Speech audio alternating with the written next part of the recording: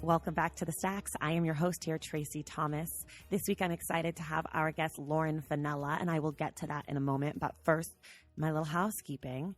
First things first, I want to remind you all to subscribe to this show wherever you get your podcasts. If you're listening to us through Apple Podcasts, please rate and review the show. It's super easy and it goes a long way. Our most recent rating comes from RCMCC. She says, or he says, I love that even if you don't read the book being reviewed, you can still enjoy the intro episode that discusses books and reading in general. Makes me think about what motivates me to read, and so far the book picks have been outstanding. Thank you so much, RCMCC. Like I said, guys, it's super easy to rate and review the show, so I would really appreciate it if you would take the time to do that. Okay, that's our sponsors. Another thing that I want to bring to your attention is our Patreon. Patreon is a way for you to contribute to this show, help us keep the lights on, the website up, and keep us producing content that you love. And in exchange, you get exclusive, awesome perks. You're going to be finding out who our guests are in advance. You'll have priority to ask questions to our guests, help us pick future upcoming Stacks Book Club picks. It's a really, really cool thing. So go to patreon.com/thestacks, decide how much you're able to contribute to this show, and then feel really good knowing that you're helping to make independent content that you love. Also, you can say you're officially a member of the Stacks Pack. Our most recent member of the Stacks Pack is Rich Casey. Lastly, for some of you, I get a lot of questions about what's an upcoming book or where should I go to find out more about what's going on at the Stacks. Super easy. All you do is go to www.thestackspodcast.com. I post every book, upcoming guests, all that stuff there on the website, and also on our Instagram account at thestackspod.com. So you can find all the stuff that's going on, ask questions, send messages, get in contact with me. All of that is there, and it's super easy for you. Okay, let's talk about it. This week, our guest is Lauren Fanella. Lauren is a reader. If you're familiar with Bookstagram, which is a little corner of Instagram that's all about books and reading, you've probably heard of Lauren Fanella. She goes by the name of Literary Lauren _ and is loved for her reviews on all different kinds of books, but she really focuses on women-centered literary fiction. Lauren is super fun and super great, and you're going to be totally interested and weirded out and confused and excited by what Lauren does for her job, because it's not at all what you think. So without much more intro, I'm going to let you listen to my conversation with Lauren Fanella all about books.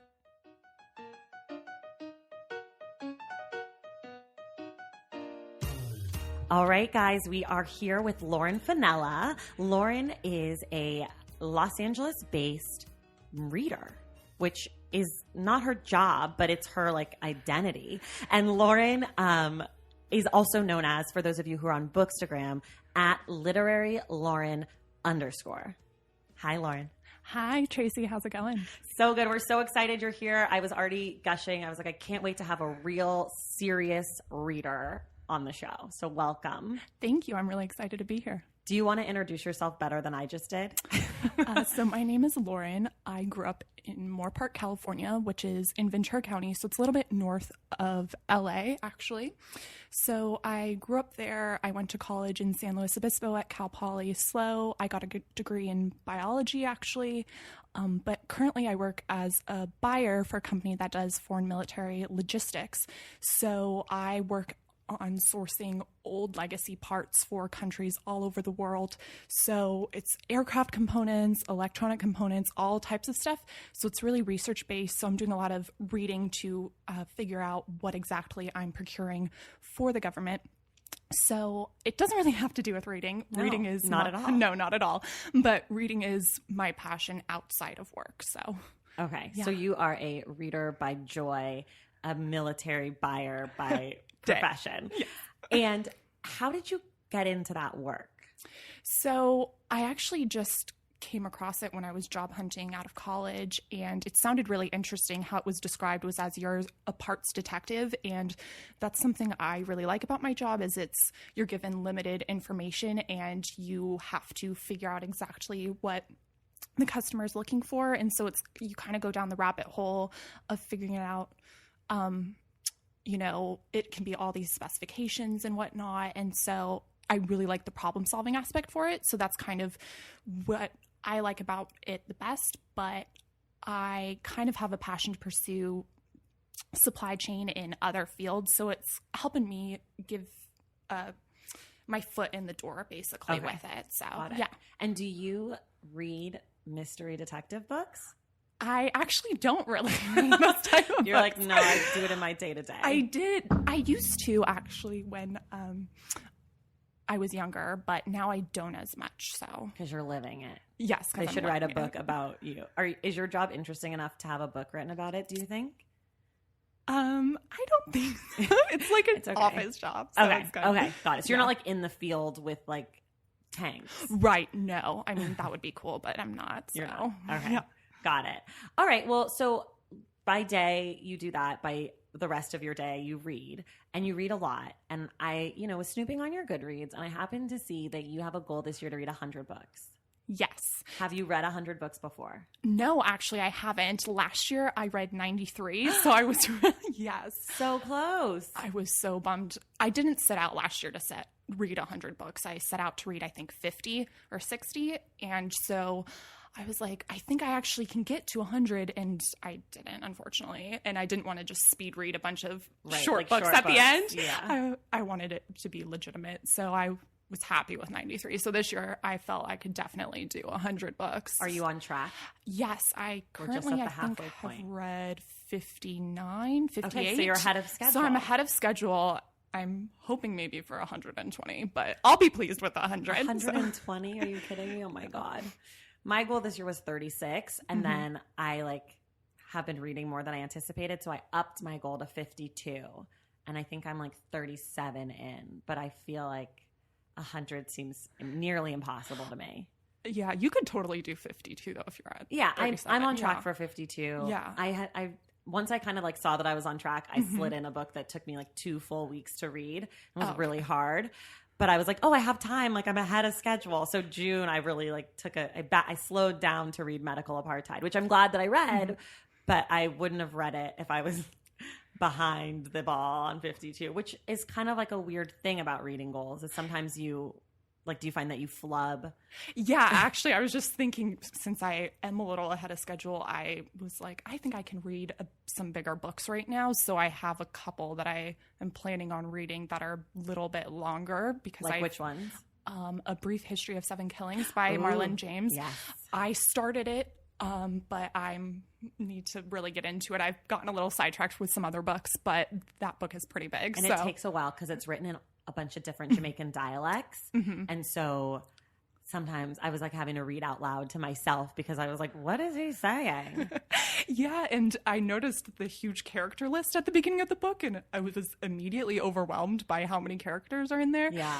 So that's going to take some time to really took me a long time, but it's really good. You should definitely read it. It's 14 narrators. It's really cool and good and different. And I've never read anything like it. And Sarah, who was our second guest on the show, the one I read Men We Reaped with, she actually read it and then she listened to it on audiobook, and she said the audiobook is really good because they act out the different voices. Oh, that is a really good idea. It helps with the dialect. Yeah, I've heard some people will do both with a book where they'll do audio partly and then the text the other part of it, or I've even heard of people that listen to the audio while looking at the physical book. I've heard of this. I had no idea someone would do that, but I've heard a lot of people do it. I mean, I don't know. Yeah, it's an interesting tactic. It's like subtitles, basically. Exactly. That's amazing. Okay, so I think I don't even know if I asked you, but if I did, I interrupted. How do you get to read 100 books? What are your tactics for tackling? Because that's about 8 books a month, give or take. Yeah, so I read every day. I try to read during the week at least an hour a day. Hopefully it'll be more than that, but ideally I get an hour a day. It's really my relaxation, self-care, my entertainment. I don't really watch a lot of television. Okay. Books are my go-to rather than Netflix like it is for a lot of people. Yeah, so and then on the weekends I usually will go to a coffee shop or something for a few hours in the morning and read for a couple hours. And, living in LA, we always have nice weather year round, so I can always read outside at the beach or the pool or whatnot. Really, I think it's just being conscious of setting aside that time for Right. reading and not being on your phone. Not I being know on it's your hard phone. sometimes. I'll get distracted definitely with my phone. I'm going to read this many pages, and then, you know, you're on your phone. You're on your But phone. You're yeah, on Instagram. Yeah, you're on Instagram. You're liking everybody else's reading. So I think just making that commitment to reading every day and finding good books is a really big deal for me. Right. If the books aren't really engaging me, then I don't read as much. But I really think picking good books has helped me. Totally. Do you ever put books down? As in not finished? Yeah. No, not really. If you start a book, you're committed. Yeah, because I feel like for me to give it a fair chance, I have to read 50 to 100 pages. And a lot of times at that point, I feel so in it, I might as well just finish it Right. at that point. Even if you don't like it. Even if I don't like it. Because I have had some books where it's taken me not 100 pages, well, probably actually about 100 pages to get into, and then it does completely shift and I end up liking it. So I always kind of have that going in the back of my mind, like maybe it's going to turn here and I will end up liking it, and I would regret it if I didn't finish it. So I do kind of feel like I want to give it a fair shot. But as I've found myself having more books that I want to read, I'm considering not doing that and not finishing some books if I really just am not liking it. Yeah. So that's interesting. Yeah. I feel like putting books down is hard for me. I usually say, like, if the book's under 300 pages, I have to read at least 50 to 75. And if it's over, I have to read at least 100. And then I'm usually like you, like, I'm just going to finish this. I'm already here. Like, why not? yeah, you've already invested so much time that it just would be a waste to not finish. And now I want to finish so I can talk shit about the book to everybody who loves it. And I can be like, oh, you like that book? You're so dumb. Not really, but, you know. Yeah, but at least you can say with full confidence that you did not like it if you finish it. Whereas, I'm like, I finished this book and it was still not that good. Yeah, because some people will be like, well, did you finish it? And so, yes, I did. I did, and I still didn't like it. Now what? Yeah.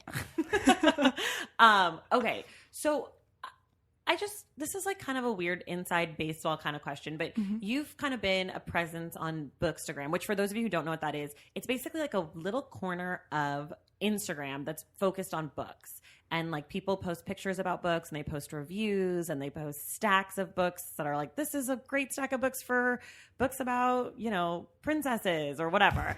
And so you're kind of you're a force on there. You've got a lot of followers and like people come look to you and stuff. How did you kind of carve out that niche for yourself? Like, how did you start the account and where did that come from? Yeah. So last year, I mentioned I read 93 books, and I kind of was finding myself, I'm reading all these books, and I didn't really know anyone who was as voracious of a reader as me, who was reading similarly to me. And I just was like, I'm going to start this Instagram account to post about my books because I want to talk about these books, and I have to hope that there are other people out there that care about reading and books as much as I do.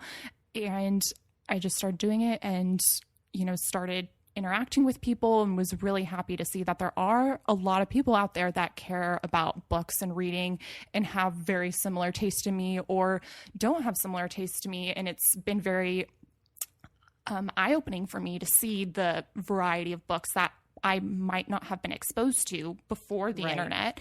And just being a part of that community has been really cool to see. And, you know, just it's definitely made me more of a voracious reader, just being, you know, I have so many books now that I want to read that I didn't know about and I want to read them all and I don't have enough time. So it's made me even more of a reader, I think, joining the Instagram, which I would have never have thought would have been the case. Totally. It's the weirdest, like you would think social media would take you away from reading, but I'm like, I need to read so that I can talk to my friends about books. Exactly. Because there's some books that a lot of people have read and you hadn't read yet. And you felt like, oh, all these people are talking about this. I should probably pick that up and see what this is all about to be part of the conversation. Totally. I agree. What's something that people who know you from the book world might be surprised to learn about you? I don't think I actually really shared this, but I mean, it's not shocking, but I love Star Wars. a lot. I don't think people know that about me. I would never know that I have about like you. Star Wars pajamas. I got a Death Star popcorn maker for my birthday. I love Wow. like all these nerdy Star Wars things. Like I have like a pancake maker, all this nerdy Star so Wars like thing. real Star Wars, like full-fledged. Yes. Wow. Okay, so Yeah. And I'm kind of considering reading the books because I have never done that. And there are Star Wars there's books? Star Wars books. I had no idea. Yes. So. Do you know that I've never seen a Star Wars movie? No, I didn't know. Not a single one. I've not seen a single one. So the other thing about Lauren that some people probably know, because it's kind of on your social media, is that you're a big old movie person. Yes. Like AMC type of gal. Yes. Yes. What's your favorite? Or like 2 or 3 of your I have a favorites? few favorites depending on the genre, but I love It Happened One Night with Clark Gable and Claudette Colbert. That's a really great romantic comedy. I don't typically watch romantic comedies that are modern as much, but back then it's because those were the first of their kind. So I just find it so fascinating that we still use those same cliches today from the 30s. I also love Double Indemnity. It's a really good noir that I really enjoy with Fred McMurray and Barbara Stanwyck. I love Sunset Boulevard. Great movie, especially living in LA because the hotel in the beginning is still in Hollywood. It's just really cool to see. So I have a lot that I really like. I just am super nostalgic. And you just have always liked that since you were a kid? Actually, I just got into it a few years ago. My sister was a film major and kind of exposed me to them. She first exposed me to Hitchcock, and then I realized there was this whole world of movies. And so I've just it's kind of like books where one book will lead to another book where it leads to another book, whereas old movies, one will lead to another, to another. No, you should meet my mother-in-law. You guys would get along. She's like very into old movies. She actually, when we were in New York a few years ago, she made us go on a bus tour, like an AMC bus tour of New York City. And like she was so into it. It was cool. But, you know, like if you're not, I feel like if you're into old movies, you'd be like, oh my God, look, it's that thing. And the person on the bus was like, oh, it's that thing from that movie. And I was like, never even heard of this movie, but thank you. But you should meet her. You guys would hit it off. You guys would totally hit it off. Is there any like old movie or just movie in general that you've seen and read the book of and been like, this is great? Like, is there any like a good adaptation that you love or not really? I don't think I've read any that I've seen the movie adaptation of. That are older. Probably just something more recent. Well, I know one that you've read. You do? Which one is that? I know that you've read Gone with the Wind. Oh my gosh, how could I forget Gone with the Wind? Because we talked about this. I know. This is like how we connected. Because Lauren and I met on Bookstagram, and I was like, you live in LA and you read Gone with the Wind. Like, should we be friends? It was like, yeah, we should probably. And I was like, do you want to come on the show and like talk about Gone with the Wind? And now I gave you your segue and you missed it. And I totally missed it. Yeah. So I had watched Gone with the Wind first. Me too. Loved the movie. Right. Really long, but loved it. And then I felt like I should read the book because it's a classic. I think it's considered a classic. It definitely definitely is. And it's just so huge though that I was really intimidated by it because I don't think I had ever read a book that long before. And so at the end of last year, I'm going to read this book. I'm going to read this book. So I decided that was going to be my first book this year because it's so big and I just wanted to get it out of the way. And reading it, I really liked it at first. I was kind of surprised how accessible the text was. Just because you never know with classics and when it was written how many years ago, if it'll be readable, but it is super readable. It's just really long. And there was a period of time in that book where I felt like it was really long. But then at the end, when it ended, I was super sad when it was over. I was crying, which I didn't expect to happen. Because of the book or because it was over? Because of the book. Okay. Even though I knew it was going to happen. And I ended up loving that book. Yeah. I when I read it, because I love the movie. It's something my dad and I used to watch together. I love the movie. And I read the book thinking like, if there's no way it's as good as the movie because you can't see Scarlett's amazing red dress that she wears to Ashley's birthday party. And like, you can't see the curtain dress and you can't see the dress for the picnic. And basically I only cared about the dresses. And then I read it and I was like, oh my God, I'm going to have to tell people that the book is better than the movie. I don't know if I still feel that way, But I definitely was like, this book is actually like, I understand why they made it into a movie because the book is so good. Exactly. Her face is in that movie too. Her made eyebrows. The movie. I know that made that movie too for me, and Clark Gable. I'm Right. in Sure. love with. So, yeah. But the book is really good. The book I think is if good. anyone likes that movie at all, they should read the book. Definitely. Even if you like don't even like the movie, the book is really good. It's really good. I mean, obviously it's very problematic, and like Yes. I've had this conversation before about books that you love that you're kind of like embarrassed about liking because like they're politically, outdated or whatever. And obviously this book is like, as far as the slavery component, is like pretty terrible. But as far as a book, it's really entertaining. So I don't know. I'm torn. I can't really, apologize for the racism because it's clearly in the book. But if you can get past that, if you think that you can get past it, you should read it. Yeah, that was something it was very apparent while reading. I was like, ooh, that's not, yeah. Well, someone said the same thing about, I've never read Little Women. Have you read it? No, I haven't. I've not read it, but I've heard apparently it's like very misogynistic. And someone was like talking about that. And I was thinking like, ooh, I wonder if I would notice it. Like it would take away from the book. But then I think like I read Gone with the Wind and like I was fine with it. Right. I try to just have a mindset of this was written during this period of time. Yeah. Right. And like you can critique it, but yeah, you can definitely be like, this is bad, but not a great thing. Yeah. Did you see that they're making Little Women they're trying, like Greta Gerwig is going to make another one with Meryl Streep as Marmee? Yeah, I did see that. Are you in or are you out? I've actually never seen a Little Women movie. Oh. Yeah, or read the book, so I actually have no idea what... You haven't seen the one with Winona Ryder? No, I haven't. Oh my God. I've never seen the old one either. I saw the old one in school and was like, I'm not super into black and white movies. It's actually my boss's favorite book, but she read it when she was young and now she's in her 60s and she just reread it and she didn't like it as much. Yeah. Because she realized how problematic that book was reading it as an adult. And so she said she's not even sure if I would really like it that much now. You should see the movie with Kirsten Dunst and Winona Ryder and Susan Sarandon. It's like so good. I love it. And Christian Bale's in it before he's like a weird person now, like how he is now. He's like so handsome and he plays Laurie.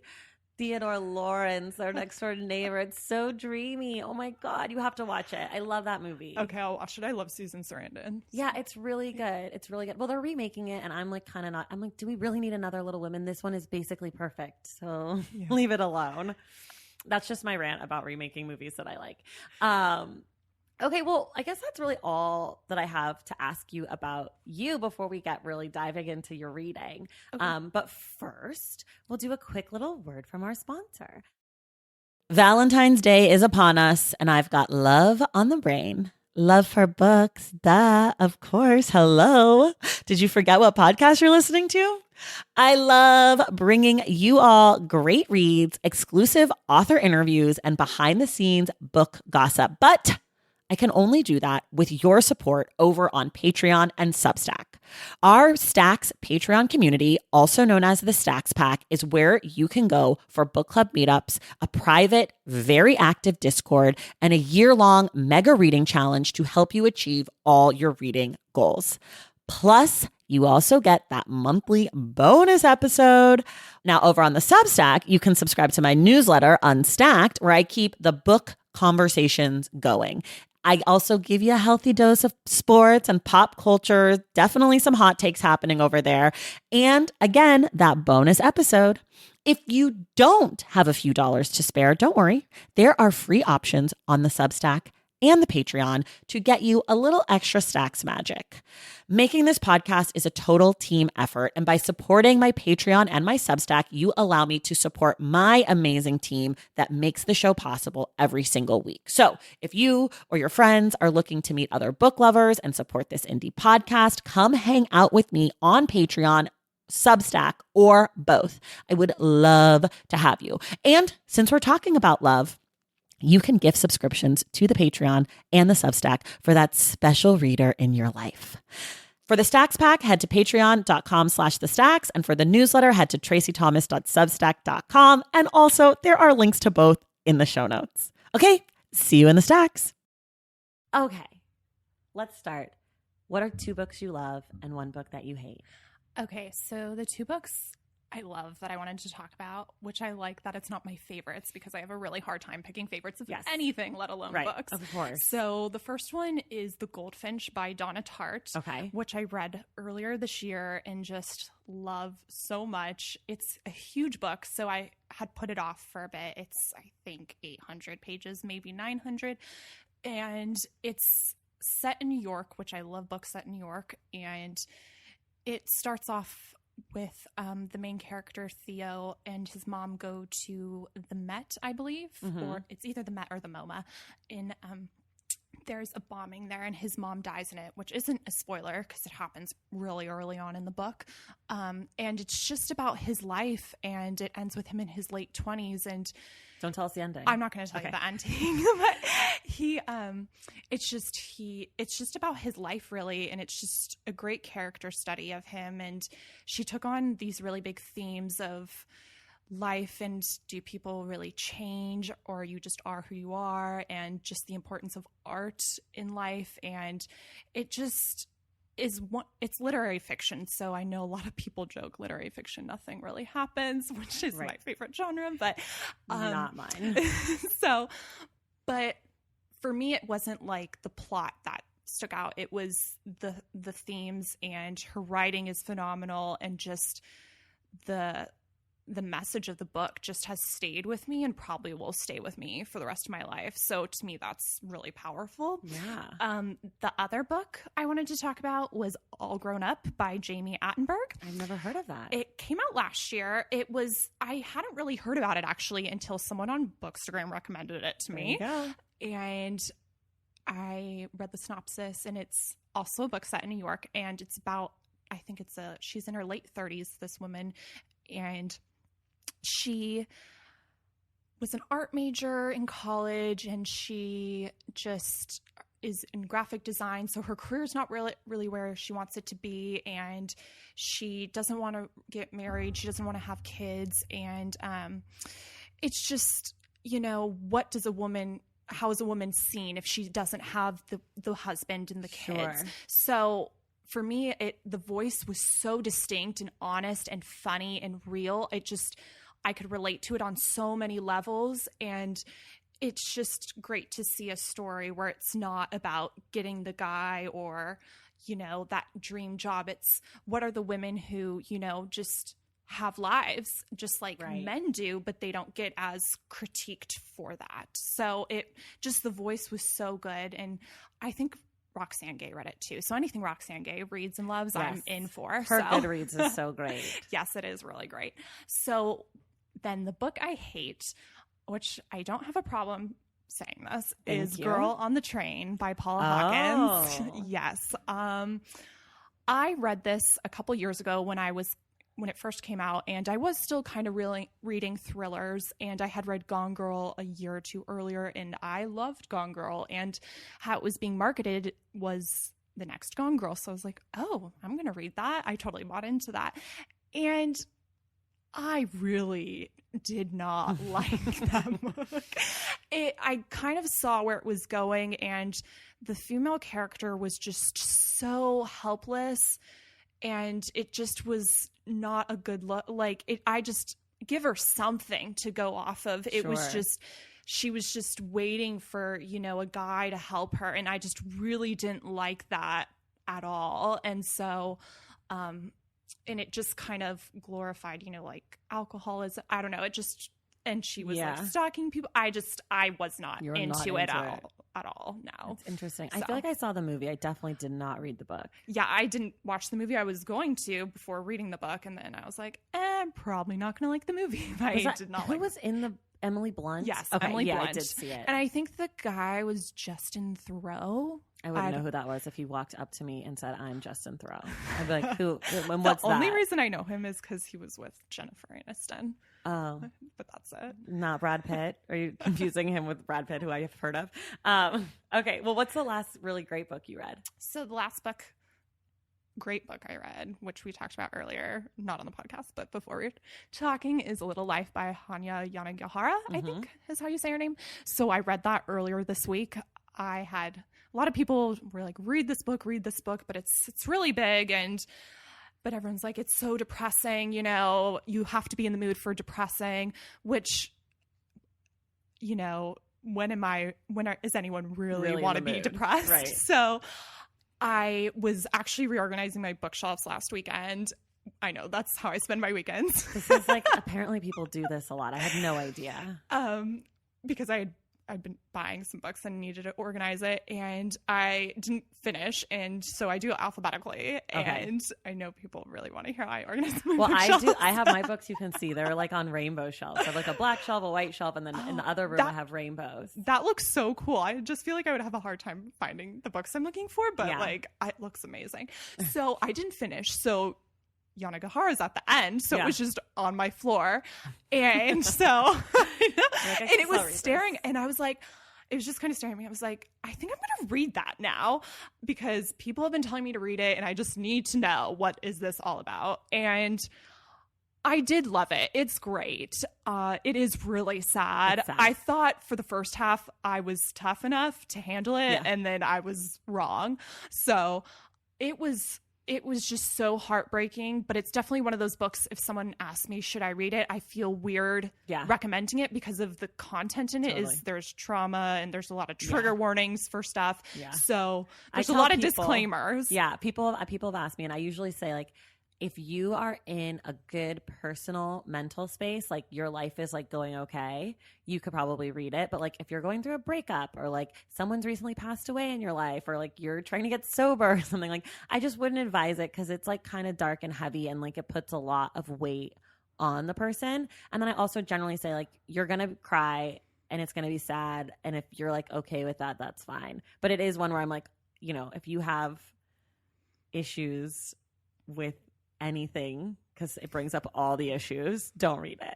Yeah, it definitely leans into the sadness. It doesn't really hold back at all with that. Totally. So, but I had never felt that emotionally attached to characters before in a book. Yeah. I was talking about it at work, and my coworkers were looking at me like they're not big readers over there. They're not real big readers there, so they didn't know what I was talking about. Do they know that you're a big reader? Yes. And do they like think you're weird? No, they don't think I'm weird, but for Christmas I did give them all a book, and they weren't surprised by that whatsoever. Do they come to you and ask like book recommendations, or not even? They don't even care? Yes, my boss actually is a pretty voracious reader. Not as much as me, but she does love reading, and so actually I think almost every book she's read this year has been something I've given her, let her borrow, or it's a recommendation I gave her. So she's read pretty much the same books I've been reading, just not as fast of a pace, but sure, because we read very similarly. Okay, that's nice to have someone who you can pass your recommendations on and see if they stick. Like, ooh, how do you like this one? Okay, what are you currently reading? So I'm actually about to start this little book called Convenience Store Woman by Sayaka Murata. It's a little book. It's less than 200 pages. She's a Japanese author, and it's her first novel, I believe, that has been translated into English.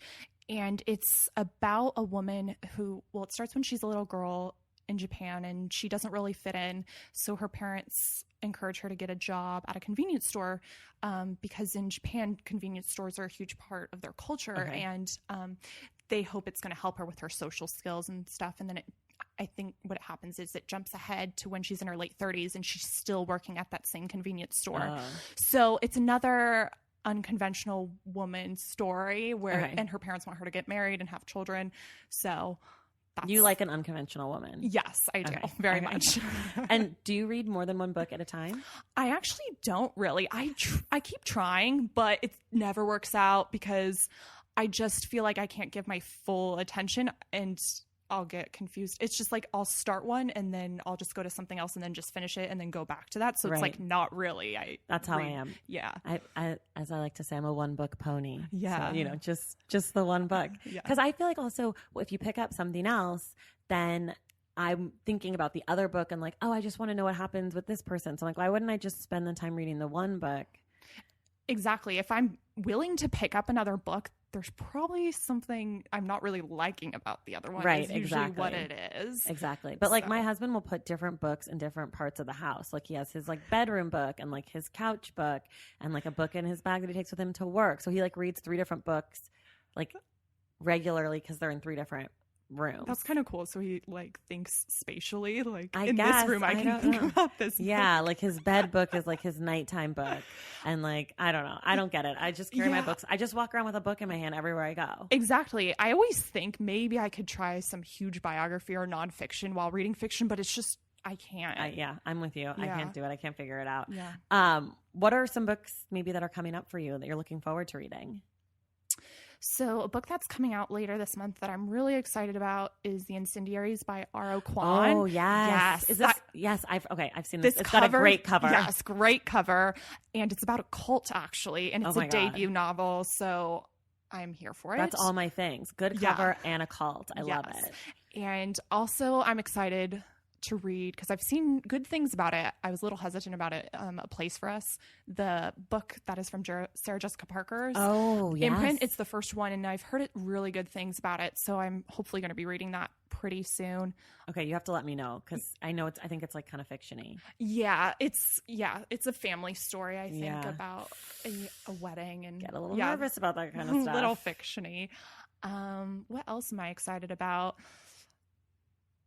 I don't remember the author on this one, but it's called My Year of Rest and Relaxation. I've heard a lot of good things about it. Comes out, I think, this next week. And there's a book coming out in August called The Air You Breathe or The Air We Breathe. It's one of those. Okay. It's coming out from Riverhead. I know that. And it's a Brazilian author and it's set in Brazil and it's a female friendship story and it sounds really captivating to me. So I'm really excited about that one too. And just for everybody at home, I'll put everything in the show notes with links or whatever. So if the title is a little bit off, we'll fix it. I love Riverhead. They're a great publisher. They are my favorite. They're my favorite. Well, I don't know. I just feel like when I pick up a book and I'm like, this book was so great. And then I look at it, I'm like, oh my God, it's Riverhead. I feel like Riverhead and Little Brown. Yes. Riverhead, I think a lot of their new releases this year, I've picked up a lot of them. The Ensemble by Asia Gable was one from last month that was really good. The Female Persuasion by Meg Wolitzer was a really good one. That's them. Brief History is that's one. them. Yes. Exit West. Yeah, they had a great post the other day about like with the whole child separation thing, and then like with Justice Kennedy, and like people were really upset. They had this great post where they had a huge stack of books that they'd published, and it was like all these diverse authors and stories and fiction and nonfiction and all this, and it was like, we're here, we're gonna keep telling your stories, like, here we are, this is Riverhead. And I was just like, that's awesome, because you really, like, they didn't have to reach back to books from 10 years ago. Like, they really are publishing women and people of color and just like stories that I feel like are really good and also like quality. Yeah, that's why I love them so much, because of the diversity you see in their authors and the stories that they're telling. What It Means When a Man Falls from the Sky, that short story collection, also Riverhead. So yeah, I haven't ever really been disappointed in their books at all. Well, oh wait, I have. Oh, I think I know which one you're... just read. Okay, people are like, we always want to hear more from Tracy. Well, guess what? You're about to hear from me.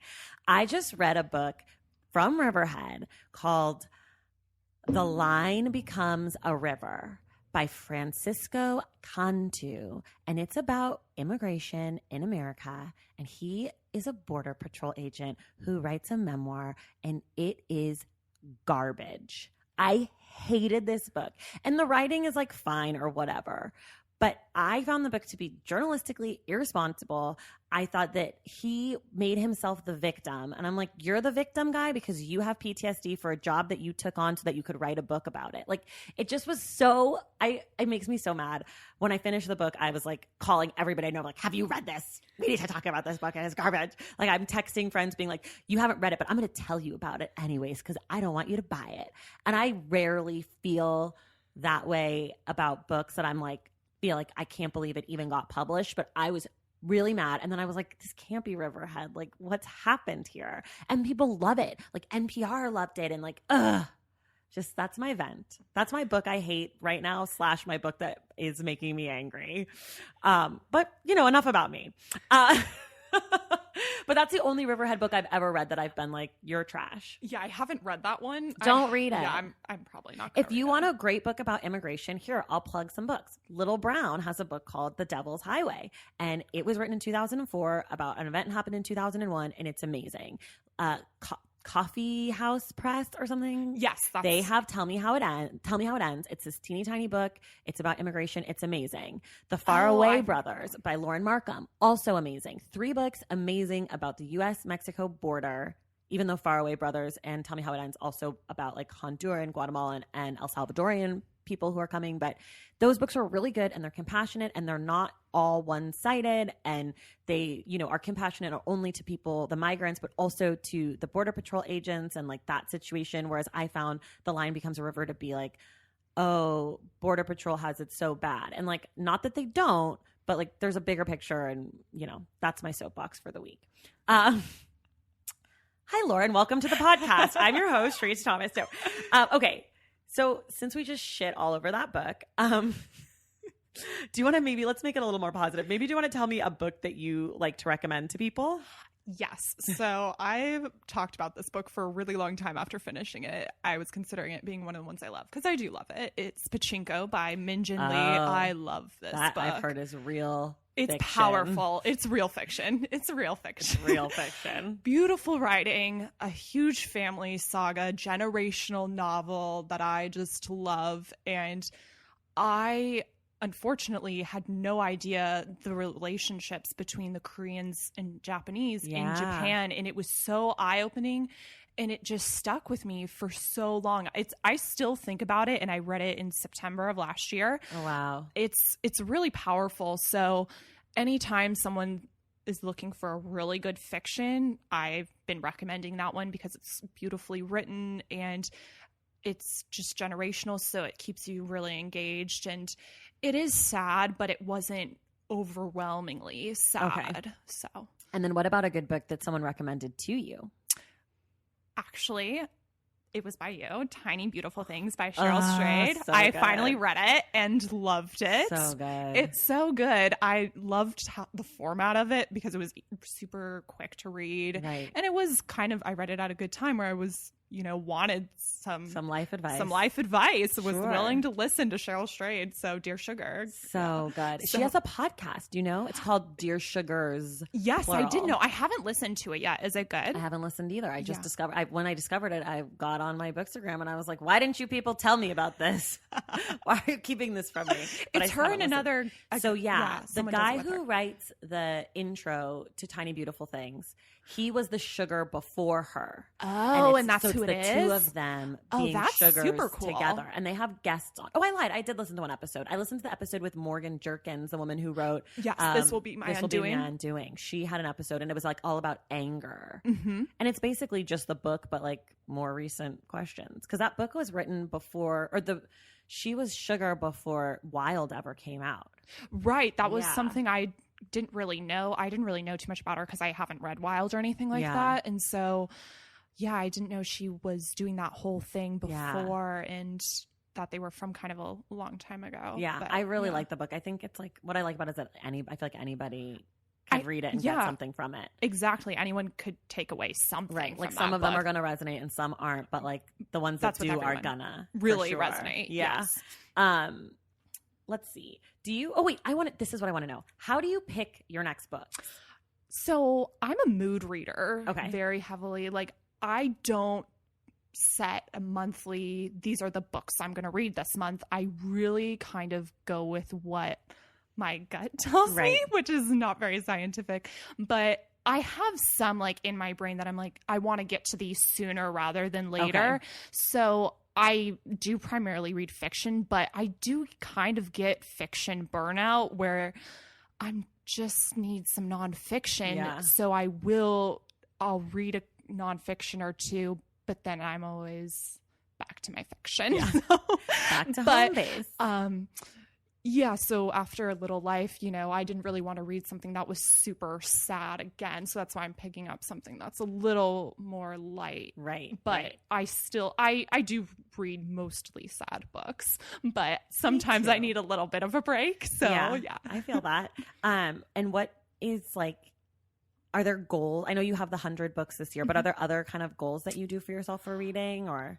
Nothing as qualitative as that, or quantitative, I should say, but more, I'm always trying to read primarily books by women of color, people from different backgrounds. It could be anything, sexual identity, all over the world, like just not from America, from other countries and stuff. So, because one of the reasons I love reading is that it teaches me so much and really, makes me more empathetic to others. And I think it's universal, our feelings about things. And it's just really amazing that someone in, a completely different country that I've never been to can feel, what they're feeling through their words. Sure. So. Well, that's the thing that's so nice about books. It's like you get to see how other people, either the same or different, like culturally, like how things are done or how people relate to one another, or how the same person could look at something that you're looking at and be like the total opposite way. Like it's just such a nice way for perspective. And exactly. Yeah. I it totally really agree. helps with perspective. I know, movies and TV can also do that, but I feel like they're a little more limiting to books, because books, you're usually, if it's fiction, you're in someone's head and you can know what Unless they're feeling. people have their hand in books, I feel. Exactly. I don't feel like it's as catered. They're trying to sell you something. But it's like with a movie, you have the script, which was written by a handful of people, or it was adapted from a book, and then a handful of people edit it and they create the movie, and then you have the director's take on it and the cinematographer's take and the actor's take on their character, and it's like all of a sudden it's a totally different thing based on other people's opinions. Whereas a book, it's like you have the book, and I'm sure the editors are involved, and like, the friends might give their critique, but it really is a more pure form of someone's view of the world. Yeah, it's definitely a more singular story being told, because you hear a lot with movies, the actors will say, I had no idea how it was going to turn out until they actually saw it. But where an author, I'm pretty sure they know how it's going to be. I mean, they get there eventually. They figure out the ending. Yeah, they're in the editing process, but it's going to be their point of view pretty much at the end of the day. So. Yeah. It's funny that you say that you like to read women and people of color and stuff, because the book that we're reading is written by a white guy from like Indiana, which is totally not my thing either. But I mean, it's also important, I think, to also read books. Men are human, unfortunately. I'm just kidding. Men are human and they tell stories. So like the book we're talking about is called Reincarnation Blues, and it's the book we'll be talking about next week. But it's written by this guy, Michael Poore, and he's like this white dude from Indiana. However, I feel like he has been reincarnated from a different life, because he's got some like pretty interesting thoughts, which we'll get to next week.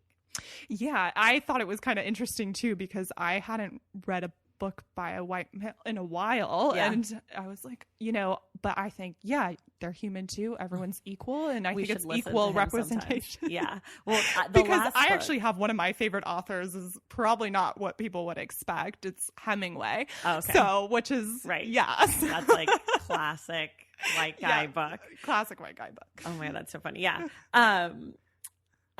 We talked about a little bit about genres that you love, which are like literary fiction. Are there any that you don't really like? Well, also with literary fiction, I also love memoir. That's my favorite nonfiction genre, which I didn't really discover until a few years ago. Because they don't really teach you that in high school, and I wasn't an English major in college, and I discovered that, and I love memoir and, short story collections as well.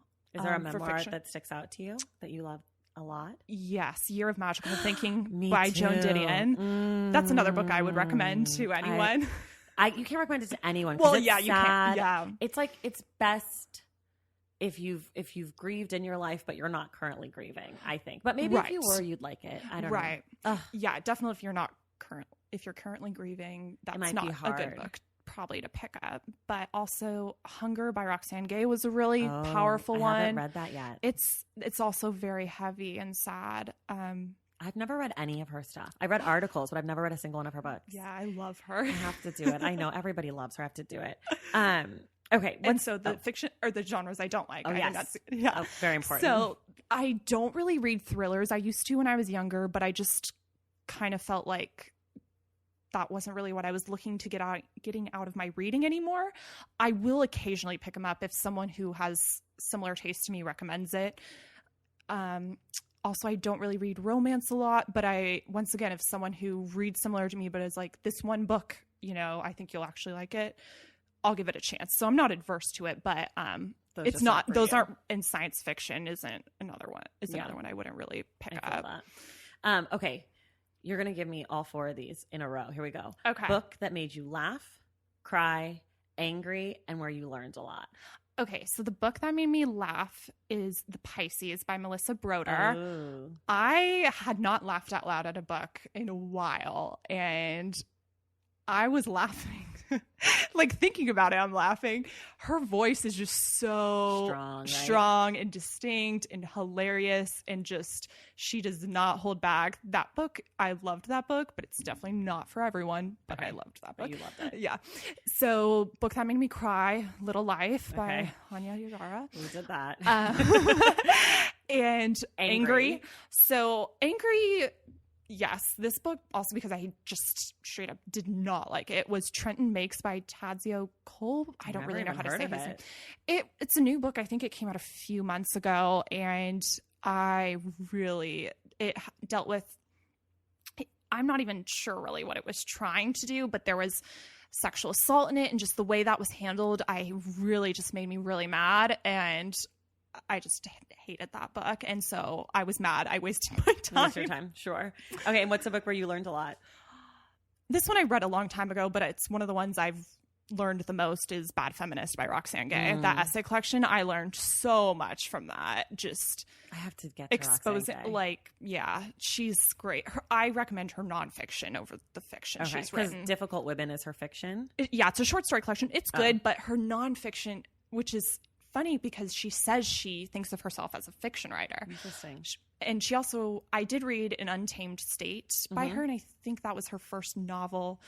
And she's writing the screenplay for the movie right now, actually. Okay. But it was good. It's very heavy. It's about a girl who goes back to Haiti and is kidnapped. And so it's about her kidnapping. I got to do it. Okay. Yeah. You're going to keep me to it. Okay. What's a book that you're feel proud about having read? So we kind of already talked about one, and I really was just because the length. I was proud of myself for reading Gone with the Wind because it was so long, and I hadn't really read a book that long before. And then another one, when I was younger, I was really proud of it at the time, was Candide by Voltaire.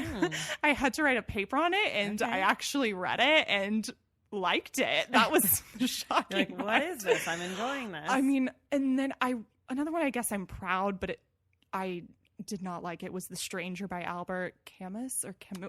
Yeah, I didn't like it, but you're proud at least can say I've read it. Yeah, so, totally. Yeah. What about a book that you're embarrassed that you've read? That I have read? Yeah. Twilight series. Oh. I read that. Is that the true answer? School. Yeah. Because you told me before we recorded, I was like, what about a book you're embarrassed about? Do you feel like you have an answer to that? She's like, I have 2 answers. One that I'm going to say, but there's another one that's real. Oh, that was the one that I have not read yet. Okay. What's the book that you're embarrassed about having not read? That's the one I want to hear. This is the juicy one, guys. It's so embarrassing. I told someone this. They were like, you need to read it. To Kill a Mockingbird. It's not embarrassing. I don't even like that book. Someone made me, people have made me feel, they don't make me feel guilty. I just let myself feel guilty about it, but I really need to read it, I think. But another one, author that I haven't really read, but it's just once again an old white dude that I'm like, I guess I'll get there eventually, is John Steinbeck. I haven't read Grapes of Wrath or East of Eden, which I've heard a lot of good things about, but I'm still kind of not 100% sold on him. I read Of Mice and Men and that was good. Right. I will give him that. But those books are huge. And no thanks. Yeah. Look, you don't have to read To Kill a Mockingbird either. I'm here for all the no shame about books you've never read. People need to get off other people's backs. Just let me read at my own pace what I want to read. I'll let you know when I read To Kill a Mockingbird. I'll let you know how I feel about it. That's how I feel. Yeah, I was supposed to read it in high school, but I was one of those in high school when you told me to read something, I just couldn't do it. That's how I am. I mean, I did read it in high school, and I was like, this isn't even that good. I don't get it. I wonder if I went back and I read it if I would like it, but I don't know. Yeah. You don't need to feel guilty about that. I'm here to tell you you're okay. You've survived. Speaking about books from high school, what's a favorite book from your childhood? The Giver by Lois Lowry. I love that book. Read it in 5th grade for the first time. Loved it. And then I had to read it again in 9th grade, I think, and loved it. And then I think I just read it again when the movie was coming out, which that movie was disappointing. I didn't see it. Yeah, it was disappointing, but love that book. So good. What about a book where you saw yourself reflected back?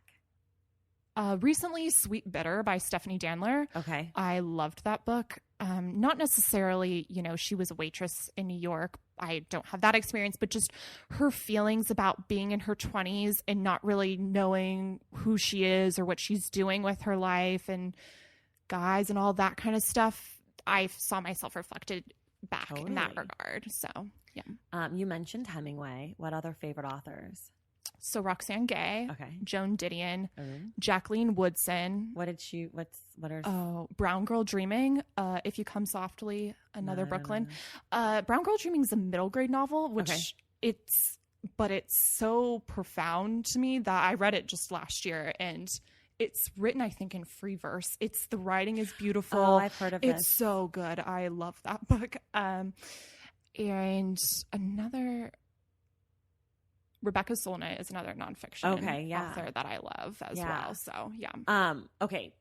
This is my New York Times question that I stole. What's one book you would recommend to the president? I was thinking about this question for a while because I know some people have gone, children's books because, So, but the one I actually thought of, though, first, but I don't know if he would actually be receptive to any of it, is Men Explain Things to Me by Rebecca Solnit, because that's all about mansplaining. Sure. And I think it would be good for him to read. I don't know if he would want to read it necessarily, but that's what I would want him to. The question isn't what is he going to read. The question is, what are you recommending to him? So that's what I would recommend. Okay. And what about a book that you want to have turned into a TV show or movie? So The Goldfinch I want, but they just filmed it. So I'm pretty excited for that one. I read The Immortalist earlier this year, and I think that would make a really good limited series. The book was good. I think it could be a really good show. So I'm excited I think they've picked it up already. So amazing. Yeah. You read so much stuff current. Yes. You do a good job of reading things as they come out. Yes, but I like to try to read older stuff too. Yeah. What do they call that? Backlist. Backlist. I'm like, you mean just a book that's not brand new? Yes. Anyways, it's so weird. Okay, so I have my last little thing, and you're probably familiar with this from Bookstagram, the Diversify Books Challenge. Yes. Okay, so basically what it is, for those of you who aren't familiar, is I'm going to ask Lauren for 5 books. She's just basically going to tell me the title, maybe a little bit about them, and they're just books to help people start thinking about books that haven't come out this year necessarily, or books that are written by people of color or women or whatever it is, people who are in the LGBTQ community, whatever it is. It's just an opportunity to kind of talk about books that maybe aren't always centered, even though this whole episode has kind of been about books by women or about women, but still, we're going to do it anyways. So the first one is a book you love from before your days on social media. I Know Why the Caged Bird Sings by Maya Angelou. I love that book. Amazing. Wait, hold on, I'm pausing. Did you do the Diversify Books Challenge on Bookstagram when it came out? I don't think I did. Okay, I wasn't sure. I would say if you did, we can also link to your post. I'll look and see just in case. Okay, a book you love by a person of a different ethnicity from you. Homegoing by Ya Jessie. I loved that book. So good. That's a really common one that came up in the Diversified Books thing. Yeah, it's amazing. Another family novel that's just really good. Really good. Let's see. A book that you are looking forward to reading by or about people of color. Men We Reaped by Jesmyn Ward. I'm probably reading that very soon, and I'm excited. Yeah, and then you can go back and listen to episode 4 with me and Sarah, talk all about it. A book you love that you rarely hear people talk about. If You Come Softly by Jacqueline Woodson. I loved that one. Okay, yeah. I have to check that out. And then a book you loved from a genre that you don't normally read, and then whatever that genre is. Kindred by Octavia Butler. I think it's technically science fiction, so I don't really read science fiction, but I loved that book. So good. Yeah, really good. So good. I read it this year too, and I was like, I like this. Yeah, I was reading it. I was like, I really like this whole concept. Yeah, but because it's not science fiction-y. Yeah. Like, there's no Right. There's no aliens lasers or whatever. Yeah, that's why I wasn't sure if it was technically considered that, but I guess with the time travel it is. It's sci-fi. It's also like Afrofuturism. Yes. It's really good. And kind of historical fiction Yeah, too. it's Because a lot. it's a lot of genre bending. Yeah. That's a thing. Totally. Yeah. I want to read Parable of the Sower. Have you read that yet? No, but I want to. It's on my list after reading Kindred, and everyone's like, I like Parable of the Sower more. And I was like, okay, fine, I'll do it. Yeah, it's there's two of them. There's three. Oh, there's three. There's Parable of the Sower and then two other ones. Sure. Is one of them. Put them all in the show notes when I look them up. My friend was like, you need an intern who just tells you when you're wrong. I was like, that would be fun. Nobody wants that. Okay, well, that does it for us this week, unless I'll let you have the last word if you have anything else you want to just mention or any books that you just have to like gush over before we get out of here. I think I kind of gushed over my most recent favorite, so I'm good. But thank you so much. Gushed out. Okay, Yeah. So we'll be back next week to talk about Michael Poor's book, Reincarnation Blues. It's a really interesting book about reincarnation, because the title's like pretty obvious, and just life and why we're here on this planet or any other planet. I don't know. It's cool. It's kind of science fiction-y. It's kind of it's an interesting story. So check it out, Michael Poor. It's Reincarnation Blues. And we'll be back next week with Lauren and I. And that's it. We'll see you guys in the stacks.